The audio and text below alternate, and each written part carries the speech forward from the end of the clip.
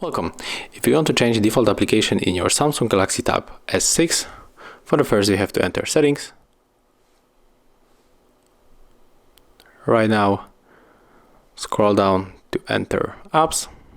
Click on the right upper corner, select Default Apps. And for example, we can change the browser, but as you can see currently we got only one browser here. So let's move to the Google Play Store and download other browser, maybe Opera Mini. Click on the install. Now we have to wait a little bit. Okay, and right now we can go back to the settings and choose between the Chrome and the Opera Mini. Thank you guys for watching, leave thumbs ups, comments and subscribe to our channel.